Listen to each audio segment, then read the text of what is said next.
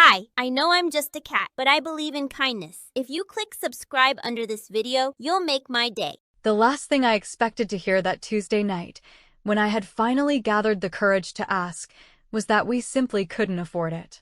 Not now, not with the way things are. My dad said it first, not looking me in the eye, while my mom just sat there nodding with her arms folded, like she had already rehearsed her part in this little kitchen table performance. College is expensive, Jenna. You know that. We're just trying to be realistic. And the way they said it, like they were the wise adults trying to break hard truths to a clueless kid, cut deeper than any straight-up no could've. It wasn't just the words, it was the way they delivered them, like I should have known better than to ask. I stared at the laminate wood grain of the kitchen table, the same one we've had since I was a kid, the one with the faded Sharpie marks and heat stains from all the late dinners and science projects. There was a crack near the center, just wide enough to slide a dime into, and I thought, that's it right there. That crack is exactly what's between me and them. It didn't always used to feel like this, like I was some outsider in my own home, but lately, it had started to get too obvious to ignore. Josh was on the couch in the next room, laughing at something on his phone, completely unaware, or maybe just uninterested, that I was in here being told my future was on hold because the family budget didn't stretch far enough. He didn't even look up. Of course he didn't. My little brother had a way of existing in his own little universe, where everything just seemed to fall into place for him. Where no wasn't a word he heard very often. I nodded slowly, trying to keep my voice from cracking. Okay, I said. That was it. I didn't ask what changed from last year, when they said they'd support me if I got in somewhere reasonable. I didn't bring up the $5,000 check they gave Josh for car repairs 2 months ago. I didn't mention how many nights I stayed up studying, or how many weekends I spent volunteering, not because I had to, but because I knew I needed every edge I could get. I didn't ask if they even read my acceptance letter to Western State, or if it went straight into the pile with expired coupons and local mailers. I just said okay, because I knew what would happen if I didn't. The sigh, the guilt trip, the whole routine about how hard it's been lately, how selfish I was being, how we're doing our best. But that Saturday morning, when I came downstairs and saw the red bow on the hood of a shiny black pickup truck parked in our driveway, I realized just how much of that best wasn't meant for me. The look on Josh's face, eyes wide, mouth open like he'd won the damn lottery, was probably the exact reaction they'd hoped for. Mom had her phone out, snapping pictures while Dad stood next to him, patting him on the back like he'd just been drafted into the NFL. And the caption on Mom's Facebook post? So proud of our boy Josh. Happy early birthday, sweetheart. 36 likes in under an hour. Aunt Kelly commented, he deserves it. One of Mom's old friends said, hardworking kid. I stood on the porch, arms crossed, stomach in knots, watching it all unfold like some stranger who wandered into the wrong party. Not once did anyone look back at me. Not once did anyone say, hey, Jenna, come take a picture with your brother. And in that moment, it wasn't even about the truck. It wasn't about the cost or the gesture. It was about what it meant. What they were saying without saying it, you're not the one we bet on. I didn't cry. I didn't storm off or slam any doors. I went back inside, shut my bedroom door quietly, and opened my laptop. I didn't know what I was looking for exactly, but I typed full scholarships for out-of-state schools into the search bar and hit enter. It was spite, mostly, that fueled me in that moment. Not motivation. Not hope. Just a deep, aching need to prove that I didn't need them as much as they thought I did. That I could find a way out of this place, even if they wouldn't hand me the keys. I read everything I could find. Pell Grants, merit-based awards, private donors, university fellowships. I bookmarked websites and made spreadsheets. I downloaded essay prompts and drafted answers at 2 in the morning, deleting entire paragraphs when they didn't sound good enough. Every word felt like a protest, a middle finger to the idea that my worth was somehow less just because I didn't play sports or talk back or light up a room with charm the way Josh did. I started walking home from school instead of asking for rides. I stopped sitting at the dinner table when no one asked how my day was. I quit trying to be included in conversations about weekend plans or family vacations. I became quieter, but sharper. Like a knife slowly being honed. And all the while, I never said a word about it. Not to Mom. Not to Dad. Not even to my best friend, who kept asking why I looked like I was already halfway out the door. The truth is, I was. Because once someone shows you exactly where you stand in their life, you don't ask for clarification. You either accept it, or you change the damn rules. And I was getting ready to change them. But the real twist? They had no idea I was already halfway gone. There's a particular kind of silence that grows in a house when you stop trying to be noticed, when you stop offering up conversation, stop responding with more than what's required, and start moving like a ghost through rooms you used to call home. That was me for most of spring that year, just after the truck showed up, after I told them I understood, after I stopped waiting for someone to see me. I wasn't angry in the way that gets loud or slams doors I didn't need to be. I knew something they didn't, and that was far more powerful than any dramatic scene. I had a plan now.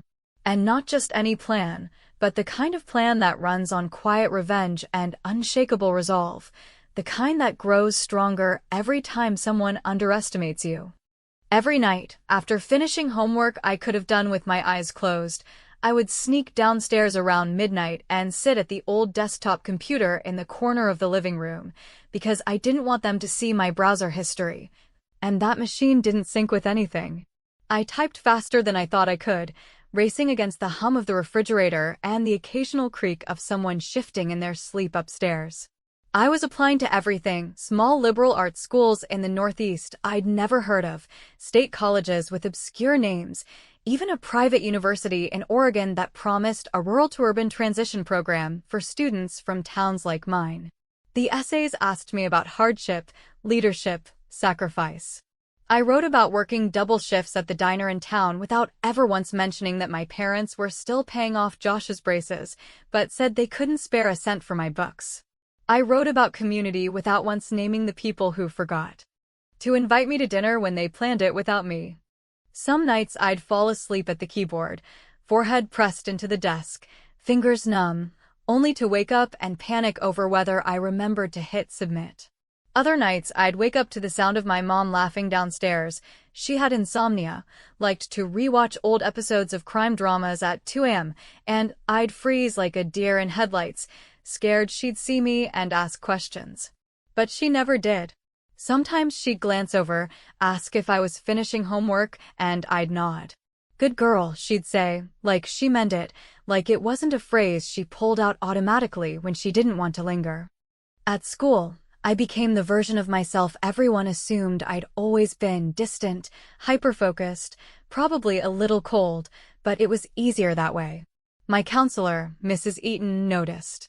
She pulled me aside one morning and said, "Jenna, I know something's changed. I don't know what, and you don't have to tell me, but if you need a reference letter or help figuring anything out, I'm here." And for the first time in weeks, something cracked in me, not in a falling apart way, but in that way where you realize someone actually sees you. I nodded and, without saying much, slid a folded sheet of paper across her desk. It was my personal statement draft for the Hamilton Scholars Program. I had rewritten it 5 times. She read it quietly, her mouth a flat line, then looked up and said, "This is going to open some doors." My parents kept talking about Josh's future at dinner, how maybe he could play football at the junior college 2 hours away, how they hoped he'd get an internship with their friend Gary who owned the HVAC business, how they were thinking about taking a weekend trip to visit campuses with him. Not once did anyone ask about mine. It was like I'd disappeared from the long-term vision of this family, like I was now some utility fixture, helpful when needed, otherwise forgettable. And I didn't even resent Josh for it. He didn't ask to be favored. But he also never noticed how much of the air in this house had been set aside just for him. He never asked me how I was doing, or what I wanted to study, or if I'd even picked a school. So I stopped telling him things too. One afternoon, while helping my mom unload groceries, I asked casually how they were doing with bills lately, just enough concern to make it sound sincere. She sighed and said, "You know how it is. Josh's insurance went up after the truck. We've got to be careful for a while." I nodded, said nothing. I didn't ask how they were careful enough to spend $28,000 on a new F-150, but couldn't swing a $2,000 tuition deposit. I didn't ask if they felt guilty. I didn't ask if they noticed how I stopped calling them mom and dad and started just saying, hey.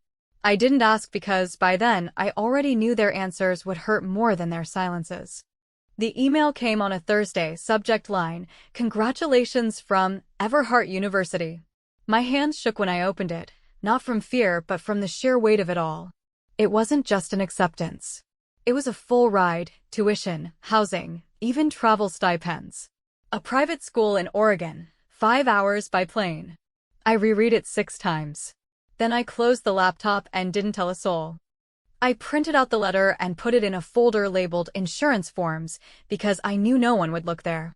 And when my mom asked later that night if I wanted to help her reorganize the attic that weekend, I told her I was busy. She didn't ask why. By the end of that week, I had filled out my housing forms, declined offers from 3 other schools, and started looking at flight prices for August. I picked a date, August 12th, because it gave me enough time to disappear without anyone asking where I was going until it was too late. And every time someone at school said, "So, are you going to community college like your mom wanted?" I just smiled and said something like that. Because sometimes, the sweetest revenge isn't slamming the door on your way out. It's walking out so quietly that they don't even notice you're gone until they realize the silence left behind was actually peace. There's something almost sickly satisfying about knowing a secret that would blow your whole world apart if you said it out loud, a kind of quiet power that sits just under your skin like a current, buzzing softly with every interaction, every fake smile, every nod of agreement. That's how I felt during the last 2 months of senior year, floating through my own life like a ghost who knew she was about to vanish for good. Everyone around me seemed perfectly content with the narrative they had created about me, that I was the good daughter who took disappointment in stride, who would take a gap year or maybe enroll in community college like a practical girl should, that I would stay close to home and help out at my mom's store on weekends, maybe keep an eye on Josh while he figured himself out. They had no idea they were all living in a fiction I'd allowed to bloom just long enough for my escape to be clean. Mom, in particular, had slipped into a kind of cozy delusion, one where she imagined our days together post-graduation filled with shared lunches, home renovation projects, and mother-daughter bonding time over spreadsheets and thrifted candle holders. She talked about painting the garage and reorganizing the back room at her shop, as if I had already signed my life away to the family business, like the idea of leaving town had never crossed my mind. Every suggestion she made about my future began with, "when you're around," or "once things settle down," as if she was trying to write the next chapter of my life in pencil before I could ink the real version into permanence. And I let her. I nodded, smiled, even took notes once or twice, knowing full well that in a matter of weeks I would be 2,000 miles away, breathing air so different they wouldn't even recognize my voice if I called home. My dad was less involved in the fantasy, more pragmatic in his own way. He didn't talk much about the future, probably because he assumed mine would be a shadow of his some steady job, a house on the same block, a quiet life of reliability and low expectations. He didn't dream big for himself, so it didn't surprise me that he didn't dream big for me either. "Jenna's smart," he'd tell people, like that was a trait you kept in a drawer until someone asked for it, not something that needed space and light and ambition to grow. "She'll land on her feet," he'd add, always with that tone that suggested landing meant staying grounded, not soaring.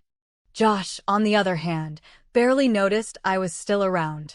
Most days he came and went like a tornado, slamming doors, forgetting his keys, talking about weekend plans with friends whose names I stopped keeping track of. His world was fast and loud and full of self-assurance, the kind that doesn't question whether doors will open because they always have. I think part of me used to envy that, the blind certainty that things would work out, not because you worked for them, but because the universe had always bent in your favor. Now, I just observed it like a scientist in a lab, curious, detached, a little amused. The school year wound down fast, too fast, and soon we were sitting in the auditorium for graduation rehearsals, all of us sweating in those flimsy blue gowns, fanning ourselves with programs, pretending we weren't terrified of what came next.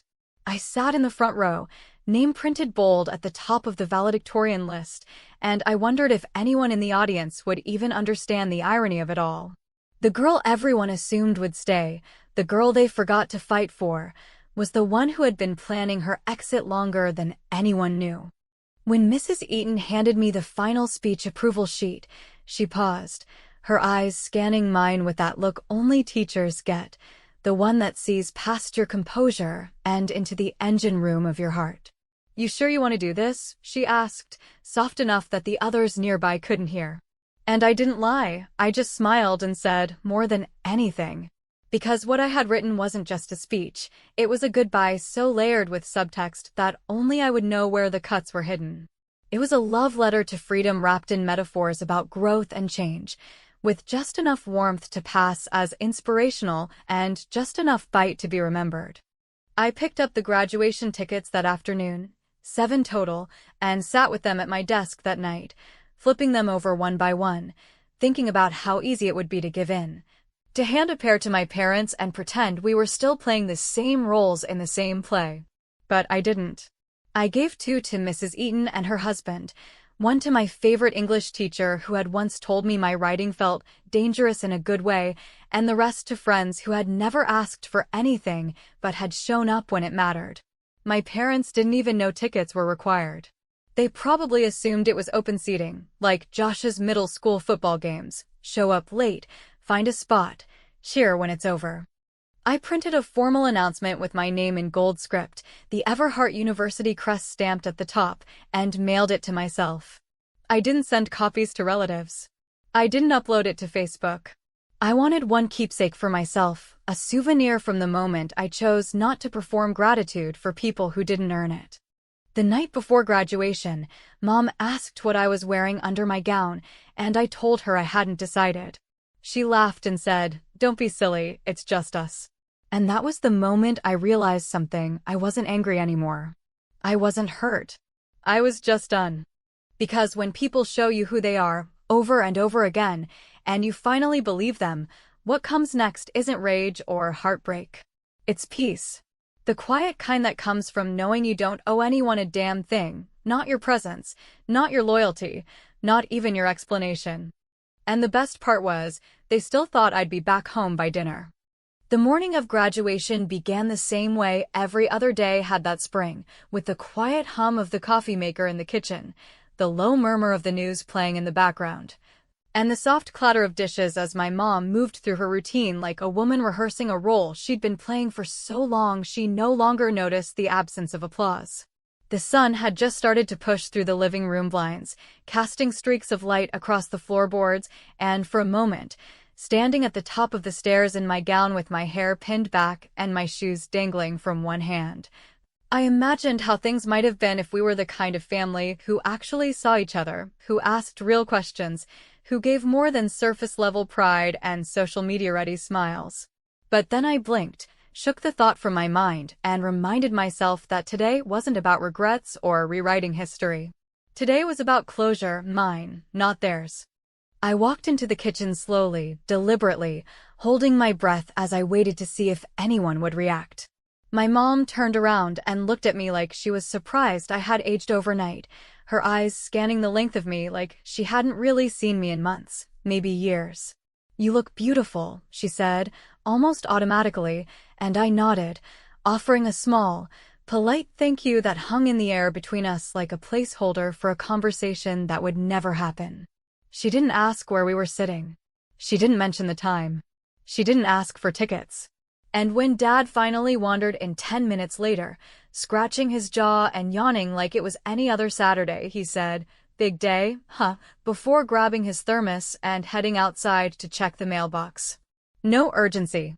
No excitement. Just a vague acknowledgement that something important was happening that they weren't part of. I left before they finished breakfast. I didn't say goodbye, didn't announce my departure, didn't remind them of the schedule that had been posted in the school newsletter for weeks. I just stepped out the front door, slid into the back seat of my friend Allison's car, and exhaled a breath I hadn't realized I'd been holding for years. We drove in silence for a few blocks, the weight of the moment pressing down on me until Allison, with her usual dry humor and untouchable sense of timing, said they really didn't ask if they needed tickets. I shook my head, smiling grimly. Not once, I said, and we both laughed, but it wasn't the kind of laugh that makes you feel lighter. It was the kind that acknowledges the absurdity of being constantly overlooked by people who claim to love you the most. The ceremony itself was everything it was supposed to be on paper: rows of blue gowns, flashes of camera lights, families yelling out names and nicknames with pride that filled the gym like thunder. But for me, it was something else entirely. It was the first time in my life I had been surrounded by people who saw me not as someone's daughter or someone's sister, not as the quiet girl who helped clean up after dinner or stayed late at the shop, but as Jenna Carter, the top of her class, the girl with the full ride, the girl who wasn't afraid to stand in front of a microphone and say exactly what she needed to say, even if the people it was meant for weren't there to hear it. My speech was calm, measured, wrapped in metaphor and gentle anecdotes that passed over the heads of most, but landed hard with those who knew where to look. I spoke about transformation, about growing in the shadows, about how sometimes the most beautiful things bloom in the dark where no one's watching. I thanked teachers who had stayed late, classmates who had shared their notes, the school janitor who had once fixed the heater in the middle of January without anyone asking. I never once mentioned my family. Not directly. But every sentence carried the echo of what I had chosen to leave out. Afterward, there were photos, dozens of them, with friends, teachers, and even strangers who recognized me from the local paper's feature about my scholarship. Mrs. Eaton pulled me into a tight hug and whispered, "They're going to realize what they missed. Maybe not today, maybe not next year, but someday." I nodded, but in truth, I didn't care if they ever did. The point wasn't to make them regret. The point was that I no longer needed them to understand in order for my success to mean something. That was the difference between me and the version of myself who once cried over report cards they barely glanced at. I had stopped asking for recognition from people who only showed up when it was convenient. I stayed until the gym emptied out, watching as the banners were taken down and the confetti was swept into the corners, and when I finally stepped outside into the thick summer air, I felt something I hadn't felt in a long time: stillness. Not the anxious kind that waits for something bad to happen, but the kind that settles in your chest when you know deep in your bones that you did the right thing, even if no one clapped. Later that evening, while sitting on the porch swing at Allison's house with a plate of leftover cake on my lap and my cap tilted sideways, my phone buzzed. It was a message from my mom. Just one line: "Why weren't we invited?" No punctuation. No emotion. Just that flat question, dropped like a stone in a lake, expecting ripples. I stared at the screen for a long time, trying to decide whether to answer at all, and then typed back exactly what I needed to say, because I thought you couldn't afford the gas. And I left it at that. No explanation. No guilt. Just the truth, served cold. Because sometimes, justice doesn't come with a speech or a scream. It comes in silence, in omission, in the deliberate choice to move forward without reaching back. And in that moment, as the sun dipped low and the air turned soft with the smell of early summer, I finally understood what it meant to let go. Not out of spite. Not out of bitterness, but out of necessity. Because there are some goodbyes that don't need to be spoken to be heard. Leaving didn't feel like I thought it would. There was no cinematic moment where I stood on the porch one last time, blinking back tears as I looked over my shoulder at the house I grew up in. No dramatic exits or packed car trunks spilling memories into the driveway while someone begged me not to go. It was quiet, surgical almost, the kind of departure that had been rehearsed so thoroughly in my head that when the day finally arrived, it unfolded with a kind of eerie calm, as though I had already lived through it a dozen times in dreams. I left before the sun came up on a Thursday in August, slipping out of the house with my single suitcase, the one I'd bought secondhand and patched up with duct tape, knowing no one would be awake to notice or to care. The hardest part wasn't what I left behind, it was realizing how little of it had ever been mine to begin with. The bedroom I'd called mine for 18 years was still painted pale blue with stickers peeling off the closet doors from when I was 11. No one had asked me if I wanted to repaint. No one had noticed when I packed my books into donation boxes or when I stopped buying groceries I liked. My name had been fading from that house long before I physically stepped out of it. And when I boarded that early flight to Oregon, squished between a businessman and a woman with a crying baby, I felt something settle inside me, not relief exactly, but the soft, undeniable certainty that I had finally chosen myself. For once, no one else got to decide the script. College was everything the brochures promised and more, though not in the picture-perfect way most people imagine. It was hard, at times excruciating, adjusting to a world where people saw me for who I was becoming, rather than who they thought I used to be. I met professors who read my essays twice, students who challenged me, people who didn't flinch when I said I wanted more out of life than safety and silence.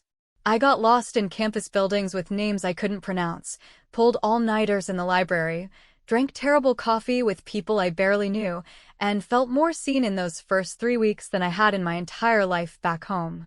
But the strangest part was how easily I stopped checking my phone, how naturally the messages slowed, and then stopped altogether. The silence from my parents was loud at first, a kind of phantom echo that followed me through the dorm halls and made me flinch every time my phone buzzed. But they didn't follow up on the graduation text. They didn't ask where I was. They didn't try to piece together the sudden absence of their daughter, the one who had once built them handmade birthday cards and brought in the groceries and stayed home on Friday nights when they said they needed her. It was as if I had simply dissolved from their narrative, the way a character disappears from a show mid-season and no one ever bothers to explain it. Months passed. Fall became winter. I got a job in the student bookstore, started dating someone who asked about my writing instead of my family, and began to feel the weight of my absence from home shift from guilt to something more liberating. I realized they weren't missing me, they were adjusting to a version of life where I didn't exist. And instead of mourning that, I embraced it. Because the truth was, I had stopped existing to them a long time ago, I just hadn't accepted it until I finally chose to stop begging for proof of their love. 2 years later, I was standing at a student leadership conference in New York, giving a talk on scholarship access for first-generation college students, when someone asked a question during the Q&A that stopped me cold. She was maybe 45, wearing a blazer and thick-rimmed glasses, with that energy of someone who's seen enough of life to spot the story between the lines. "You mentioned pushing through a lack of support," she said, not unkindly. "What changed? What made you keep going when you didn't feel seen?" There was a long pause. I felt the room waiting for something profound, some triumphant anecdote about resilience or inner strength or a mentor who saved me at the last second. But instead, I said the only thing that felt true. I realized I didn't need to be seen by the wrong people, I told her. I stopped performing for an audience that never clapped. And once I stopped asking for their approval, I could finally hear my own voice. Afterward, as people milled about, shaking hands and exchanging emails, I stepped outside into the cold Manhattan air, wrapped my scarf tighter, and stared up at a city skyline that had nothing to do with my past. My phone buzzed in my pocket. A message. From my mom. It had been almost a year since I last heard from her. No holiday calls, no birthday texts, just silence. But now, suddenly, there she was. The message was short, too familiar in its vagueness. "Saw the article about your scholarship renewal. We're proud of you. Hope you're well." I didn't reply. Not right away. I sat with it for a while, thinking about the last time she'd said she was proud, about how many years had passed between those words and this moment, and how hollow they felt now, like a compliment given to a stranger. And then, without planning it, I typed a reply, "Oh. I thought you didn't have the money for Pride." I hit send, not out of spite, but with the same calm that had carried me through that auditorium 2 years ago. Because sometimes, closure doesn't come with hugs or apologies or even recognition. Sometimes it comes when you realize that the people who failed to show up for your beginning have no right to take credit for your ending. And as I walked back into the conference center, badge swinging from my neck, I smiled, not because I had one, but because I had stopped playing the game. They weren't on the guest list. Not back then, not now, and probably not ever. And that's exactly how it needed to be.